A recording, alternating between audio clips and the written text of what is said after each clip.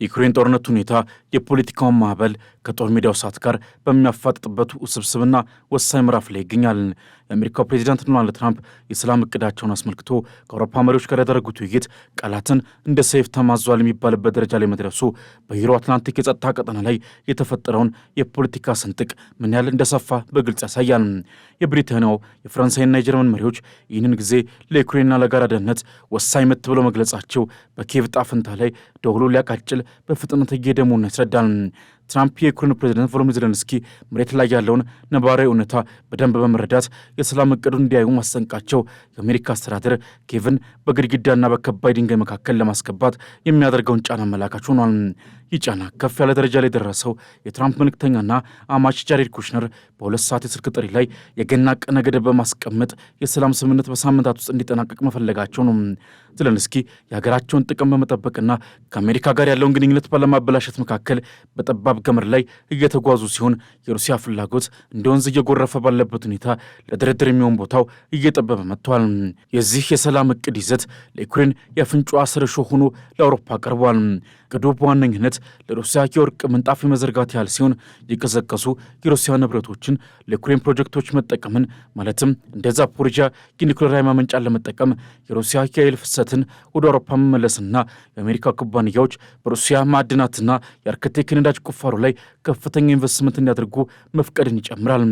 አንድ የአውሮፓ ባለሥልጣን ይህንን የአሜሪካ ሩሲያ የኃይል ድርድር ከ1945ቱ የያልታ ጉባኤ ጋር ማነጻጸሩ ጉዳዩ ከዩክሬን በላይ የዓለምን የኢኮኖሚያዊና ጂኦፖለቲካዊ ሚዛን የሚለውጥ መሠረታዊ ሽያጭ ተደርጎ እንደሚታይ ያመለክታል። የዩክሬን ተደራዳሪዎች ግዛትን ለመልቀቅ የሚያስችላቸው በቂና ግልጽ ያልሆነ የደህንነት ዋስትና ከአሜሪካ ለማግኘታቸው በጉድጓድ ውስጥ እንዳለች ድመት የከበደ ሁኔታ ፈጥሮባቸዋል። ይህ በእንዲህ እንዳለ ዩክሬን በሞስኮ ላይ የአየር ጥቃት ማዕበል በመሰንዘር በጦር ሜዳ ያለችበትን አቋም ለማሳየት ሞክራለች። በሩሲያ ግዛቶች ላይ የተወረወረው መጠነ ሰፊ የድሮን ጥቃት ማለትም በሞስኮ ዙሪያ ብቻ ቢያንስ 40 ድሮኖች መጎንጨፋቸው የተገለጸ ሲሆን በሩሲያ ዋና ከተማ ሞስኮ አካባቢ የበረራ እገዳ እንዲጣል አድርጓል። ይህ ጥቃት የዩክሬን ከባድ ድሮኖች የሩሲያ ዘይት የጫነ ታንከርን ከጥቂት ሰዓታት በፊት መምታታቸውን ተከትሎ የመጣ ሲሆን ኪየቭ ከፖለቲካው ጫና ጋር ተያይዞ ጥርሷን እየነከሰች በጦርነት የመከላከል አቅሟን ለማሳየት የምትሞክርበትን ፍላጎት ያሳያል። ሩሲያ በበኩሏ በዩክሬን ፖልቶቫ ግዛት በምትገኘው ክሬምንቹ ከተማ ላይ የሚሳኤልና ድሮን ጥቃት ፈጽማለች። በዲኒፕሮ ወንዝ ዳርቻ የምትገኘው ክሬምንቹክ ከኪየቭ በስተደቡብ ምስራቅ በግምት 250 ኪሎ ሜትር ርቀት ላይ ትገኛለች። የአካባቢው የኃይል ማመንጫ ተቋማት እንደገና የሩሲያ ጥቃት ኢላማ መሆናቸውን የፖልቶቫ ገዢ ቮሎዲሚር ኮጎት የገለጹ ሲሆን ብዙ ኢላማዎች ተመቶ ቢወድቁም የወደቁ ፍርስራሾችና ጥቃቱ ተቋማቱ ላይ በቀጥታ ማነጣጠሩ እሳት አስከትሏል ብሏል። የመጀመሪያ የአደጋ ምላሽ ሰጪዎች ወደ ጥቃቱ ስፍራዎች ተልኳል የተባለ ሲሆን እስከ ጠዋት ድረስ ምንም አይነት በሰው ላይ የደረሰ የሞት አሊያም የጉዳት ሪፖርት አልተመዘገበም። የዩክሬን ወታደራዊ እርዳታ እንደ ውሃ ፍሰት እየቀነሰ መምጣቱ ሁኔታውን ይበልጥ ያባባሰው ሲሆን የኪየቭ ዕጣ ፈንታ አሁን በጦር ሜዳው ሳይሆን በድርድር ጠረጴዛው ላይ እየተወሰነ መሆኑ በስፋት እየታየ ነው። ነገር ግን ጠረጴዛው ላይ የቀረበው እቅድ ደግሞ ለዩክሬን መራር ጽዋ ሆኖባታል። የአሜሪካ አቅርቦት በሌሎች አይነቱ ሀገራት ክፍያ ላይ ጥገኛ መሆኑ የትራምፕ አስተዳደር የእጅ ማጠፍ ፖሊሲን ሲያንጸባርቅ የአውሮፓ ድጋፍ ቢቀጥልም እንደ ወራጅ ውሃ ወጥነት የጎደለው ሆኗል። ጀርመን፣ ፈረንሳይና እንግሊዝ አስተዋጽኦአቸውን በከፍተኛ ሁኔታ ቢጨምሩም ስፔንና ጣሊያንን የመሳሰሉ ሀገራት ደግሞ እርዳታቸውን በመቀነስ ዩክሬን ብቻዋን እንደቆመች እንድትሰማ አድርጓታል። ይህ የድጋፍ መዳከም ሩሲያ ጦርነቱን ለማፋጠን የምታደርገውን ጥረት እንደ ነዳጅ በመጨመር ላይ ይገኛል። የትራምፕ አስተዳደርም ድጋፉን በሌሎች አይነቱ አባላት ክፍያ ላይ መወሰኑ የአሜሪካን እጅ መሰብሰብ ያሳያል። ይህ በእንዲህ እንዳለ ሩሲያ በፖክሮቭስክ በከፍተኛ ወታደራዊ ኃይል በምትጀምረው የእግረኛ ጥቃትና የዩክሬን የድሮን ጥቃት መካከል በጦር ሜዳ ላይ ያለው ሁኔታ አንድ እግሩ በሰላም ሌላው እግሩ ደግሞ በጦርነት ውስጥ እንደተንጠለጠለ ያሳያል። ዩክሬን በሩሲያ ዋና ከተማ ሞስኮ ላይ ጅምላ ድሮን ጥቃት መፈጸሟን የሞስኮ ከንቲባ ሰርጌይ ሶቢያንን አስታውቋል።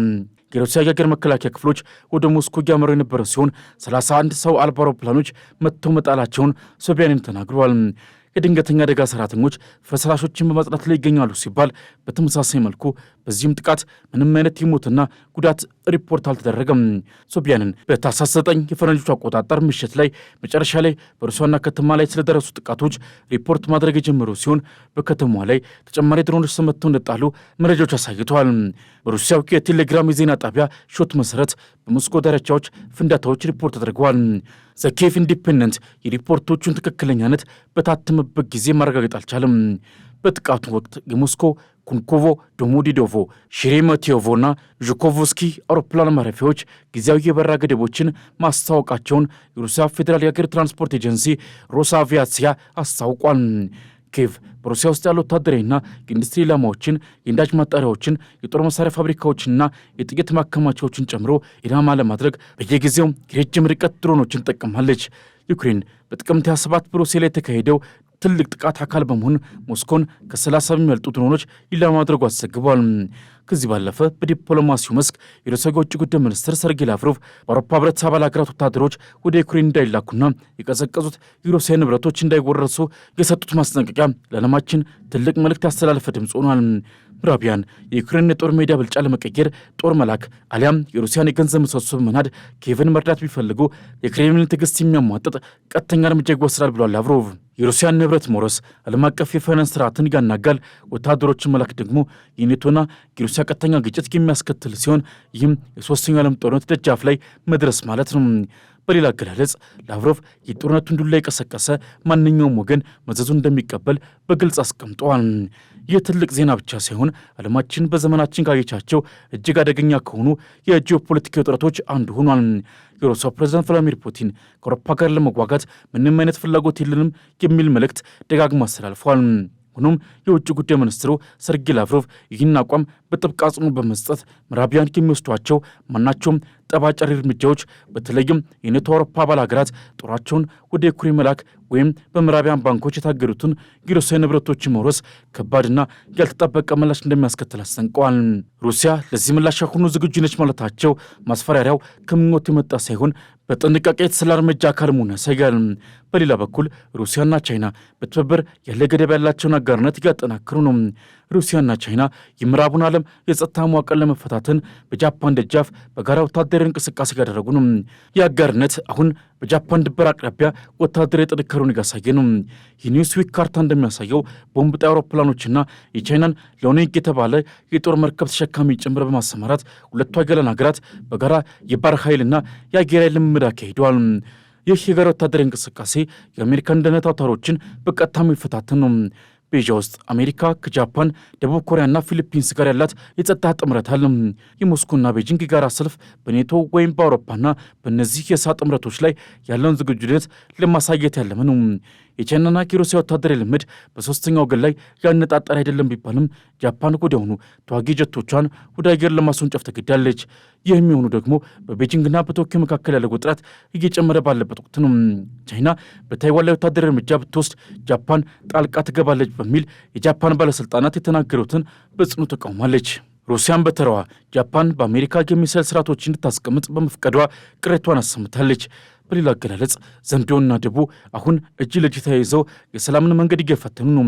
ይህ ሁኔታ በክልሉ ለዘመናት የቆየውን የኃይል ሚዛን በመናድ ዓለም አቀፉን የጂኦፖለቲካ ካርታ እየቀየረ ነው።